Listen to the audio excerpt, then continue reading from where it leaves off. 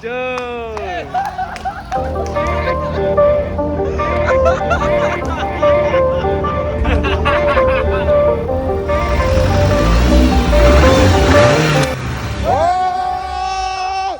Yo, what's up?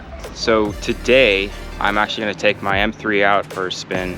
Haven't really talked about this car that much, so I figured I'd do some interior driving shots, and I'll talk about the car while I take it up to the PCH and just go for a cruise up and down the coast. So, all right, let's go. So this is my 1990 BMW M3. Got KW suspension, 17-inch Gottis. Everything else is pretty much stock. I put a splitter on it. Gonna be driving up the coast, just having some fun with the car.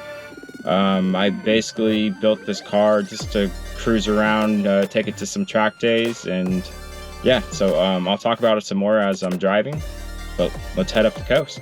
All right.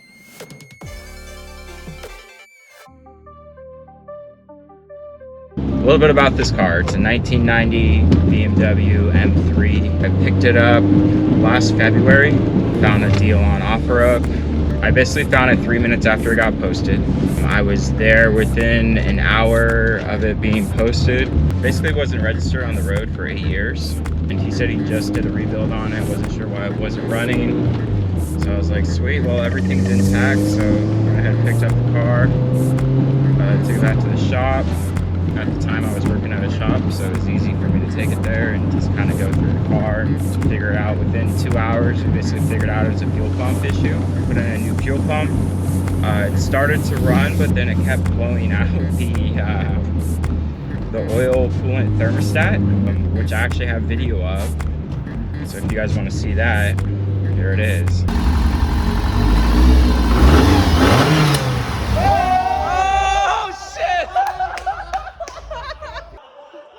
Oh my God! That's how I bought it.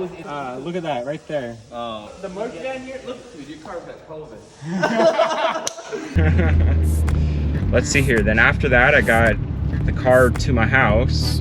Decided to pull the engine, do a full rebuild,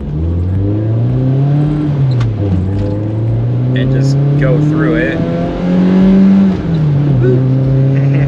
Basically, I just pulled it to hot tank the engine to clean it out. Once I had it at the machine shop, the machinist called me up and told me, hey, you got a cracked block here. You probably want to source another one, which is insanely difficult to do. Somehow I found one within 6 hours. I was up in just north of San Francisco picking it up. Sorry, I gotta drive it and talk at the same time. It's not as easy as it looks. Picked up the block, took it down to the machine shop, had them basically go through it all, the bottom end. So they balanced my bottom end, and then they also went and did a pour and polish on the head. And then once that was done, I put it all together, which took me a little while. It's my first time working on the S14 engine. And I've never actually put a bottom end together. So that was a learning experience for myself. I took my sweet time and just got it done. It's pretty awesome. Now I'm driving the car. All right, now that the crankshaft is installed, of all the main bearing caps in, it's time to move on to pistons and rods. I'll be putting the rods onto the actual pistons. I'll be inserting the piston rings, and then we'll be placing the pistons. I'll have to flip the block over to show you the other side, but that's how we'll be putting in the pistons and rods. So, cool. All right, time to party. So I'm on to the last piston that needs to go into this bad boy right here. I've already put 3 in. Flip it over anyways. Yep, I got the other 3 pistons in. Gonna drop in this guy. New piston rings. This is all from JE Pistons. I've been checking the gap on all of them, but they seem to already come pre-gapped. Because they fit perfectly. Oil scraper. The top ring is the silver one.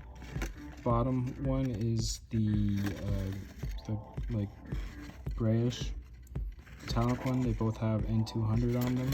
actually line up the gaps and everything on these pistons before you compress them with a compression tool, and then push them down and into the actual cylinder bore. So yeah, cool. We have the bottom ring with the oil scraper and the top ring for the oil scraper, the gap for the top ring. Yeah, so your bottom piston ring is going to be facing towards you, and then the top piston ring is going to be facing opposite of you. So I'll go ahead and drop this bad boy in.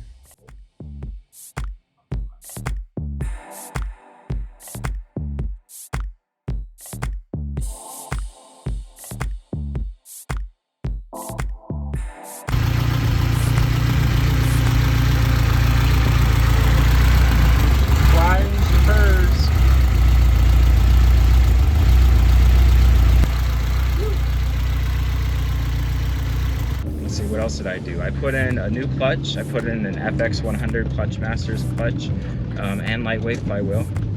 And then once I got the engine in the car, it took me a while to figure out how to get it running. This engine is very finicky when it comes to air-fuel ratio. Having leaks with the air intake and the intake boot made it so that I could not get the car to turn over properly. Once I got a CA-tuned silicone intake boot, because the OEM ones are no longer available, I was able to get the engine to turn over properly and actually run and idle on its own, which I was super stoked about. I was a little underwhelmed because I'm used to hearing like V8 engines or even straight 6 engines turn over. And this engine was so quiet in comparison that yeah, it was kind of funny. But yeah, so after I got the vehicle running and I took it out for a drive, once I got it driving, I found out the suspension was pretty shot. It was bottoming out and rubbing everywhere basically. Had lowering springs on it and just blowing out shocks. So I went ahead and ordered a KW V3 coilovers, and I installed those. Have video and pictures of those as well. And then after I installed the suspension,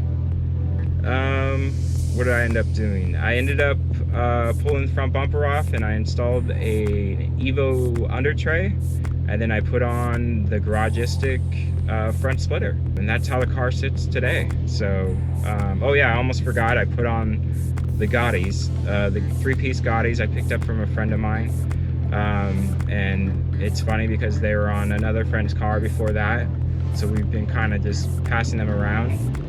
It started off on the 7 Series and then went to an E28, and then it went to my BMW M3. I basically polished up and redid, put new titanium bolts in, and those are the wheels that I currently have on the vehicle. I did a canyon run last week, just trying to basically go through the car while driving it to see how it drives and what else needs to be replaced, because what I end up wanting to do with this vehicle is take it out to different tracks, cruising track vehicle essentially.